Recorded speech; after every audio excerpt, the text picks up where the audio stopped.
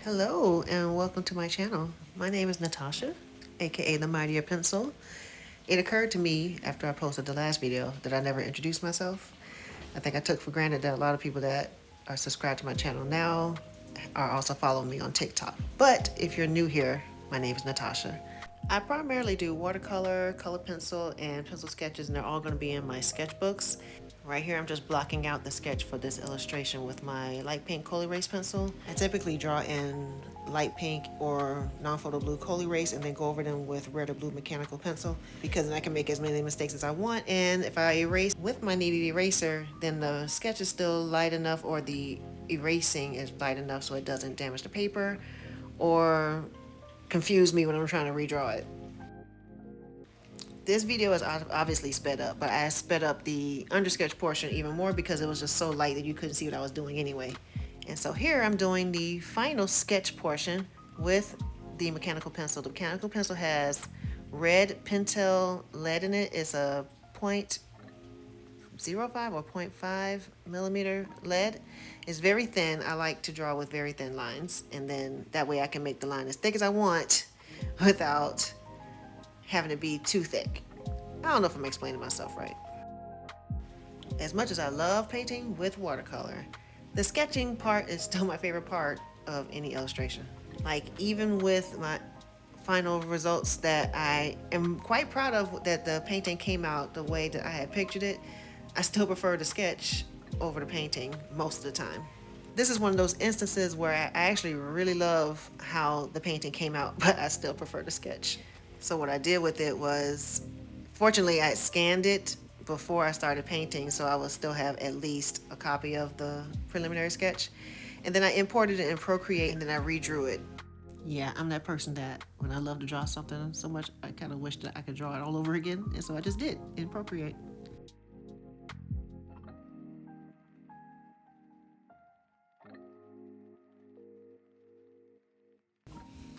So this is based on a reference that I found in Pinterest, but I changed a few things about it. I changed the hairstyle, the hair type, and I changed the basic facial features. I wanted to draw the basic structure of that pose, but I wanted to put my own spin on it. I think I was having trouble with the hand in this part right here. Hands for me is like, it's either all or nothing. Either my hands come out looking amazing or they come out looking like a hot mess. So here I just tried to stick to a basic box shape just to get it over with.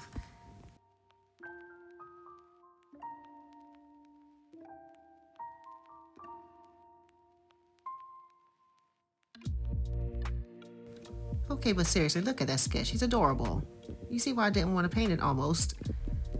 But as you can see, I do actually end up painting it. And I had such a great time painting this illustration. The same with the one on the inside cover from my last video. I just really enjoyed painting these two illustrations. Like, I was stress-free. Even when it was going through the so-called ugly stage, like if I'm going through an ugly stage and it feels like I'm headed in the right direction, then it doesn't really feel like the ugly stage for me. It just feels like a stage in the process. Now, the funny thing about this illustration is that I had actually intended to paint it a little differently than what it ended up being. She was originally going to be a dark brunette like most of my other illustrations, but one of my mutuals on TikTok unintentionally convinced me to change my mind. She didn't intend it. She is black and has naturally red hair. And so I decided to change this character into a ginger so that black gingers can be more represented in art.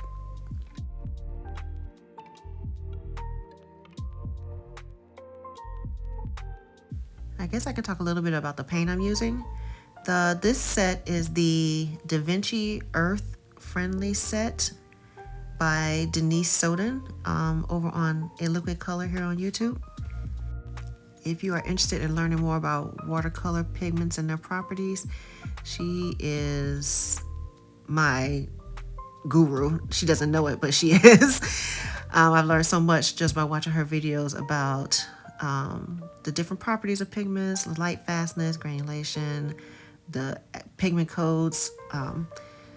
So I bought this set, well, A, to support, but also because I wanted to try out Da Vinci, and this was the perfect set for me because it's a non-toxic, vegan-friendly set. So no animal products, and there are no heavy metals in this set.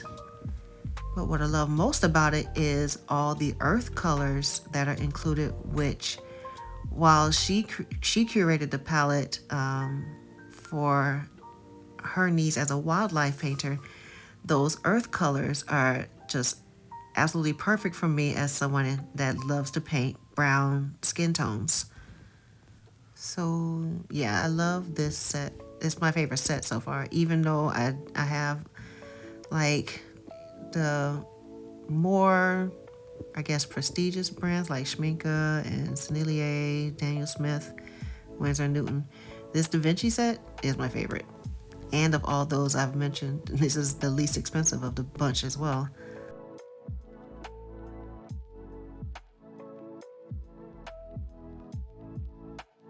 So I think at this point I have most of the midtones of the skin and hair in place. So now I go in and try to get more of the shadows and the deeper values in. I'm really trying to remember what colors I mixed to get this reddish color for the hair. I believe it's a bit of alizarin crimson quinacridone, which is a PB19, with some perylene maroon and maybe the Hansa yellow deep. But I really don't remember. I'm sorry. Oh, but what I do know is that these brushes that I'm using are travel brushes. The one in my hand right now is the Silver Black Velvet. I believe it's a size 8. The one I was using earlier is a Raphael quill brush. I think it was a size 0 or 00. And I actually tend to paint with my travel brushes more than my studio brushes. And I have really nice studio brushes, but I just tend to gravitate towards my travel brushes because I just love the fact that I can put the little cap on when I'm done, and I can take them anywhere and they do the exact same thing as the studio brushes. So my process with watercolor is I get the sketch down. I try to make dark enough lines with the sketch before I start painting, just so I can make sure I maintain that line art so I can see what I'm doing. Then I paint, and then when the paint dries, I try to go back over those sketch lines with color pencils because I like to do my line art with color pencils rather than with watercolor paint.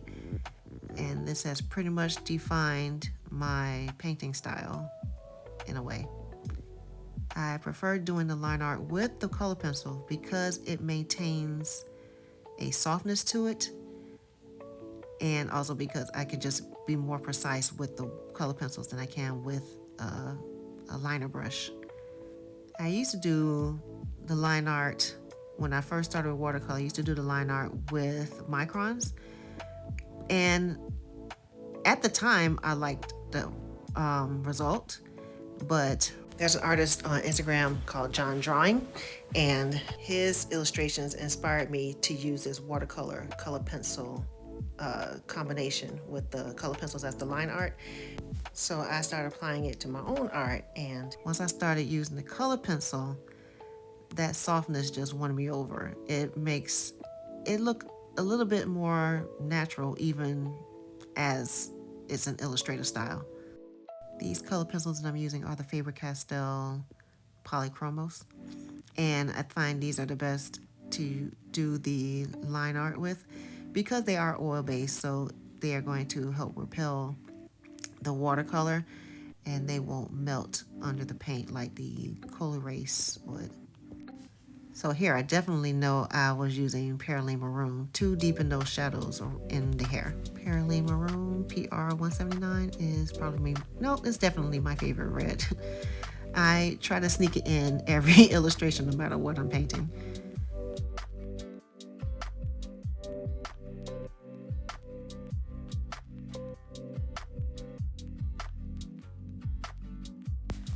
little bit about my art background.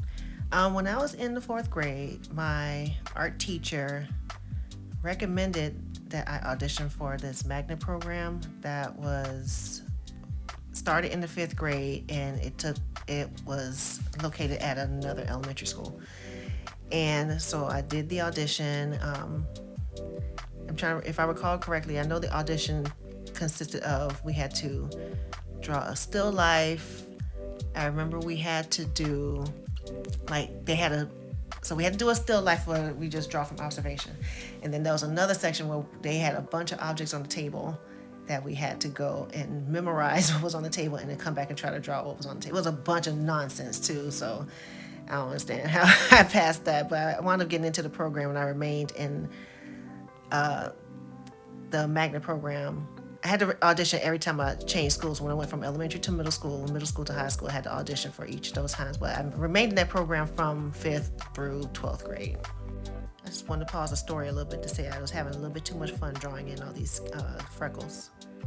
So anyway, that magnet program is where I learned the fundamentals. We didn't go deep into color theory, but a little bit of color theory. Figure drawing, still life. We did quite a bit of painting. We didn't do any watercolor painting. And now that I'm a watercolor artist, I know why. Because compared to like acrylic or oil, watercolors are mad expensive. But at the same time, at least with watercolor, if you don't use it all, it doesn't go to waste. You can still reactivate it with water. And that aspect is probably the worst thing that could have happened, because now I just collect watercolor like crazy. I told y'all I was having too much fun with these freckles. And I liked getting to use different natural colors, or I guess earth colors, to fill them in, make some lighter, make some darker. So I used some earthy red, a very muted earthy red, and there's a muted earthy green called juniper green that I have, and it was fun. It was just a lot of fun. Yeah, so what I'm doing with the kneaded eraser after I've darkened some of them is just to kind of lift the color a little bit so they're not so harsh. But I did want her whole entire face to be covered with freckles, not just little cute ones across her cheeks and nose. And I did look up references of Black people with red hair, naturally red hair, to get the tone and the freckles as well. Not to be more realistic, but just to get an idea of what freckle patterns look like. Because I didn't want them to be perfect. I wanted it to look like she could be a real person. I try to inject some kind of personality or characteristic, defining characteristics in my characters when I draw them. Even if I do use a reference for the pose, I like to give them some personality.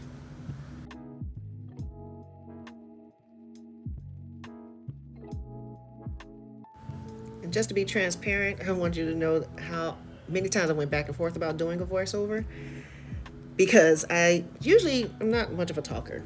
I tend to talk when I have something to talk about. And to be even more transparent, it's actually been several days in between these voiceovers. So the beginning voiceover I did probably 2 weeks ago, not gonna lie. And I put off finishing it because I was I don't know what to talk about in this video.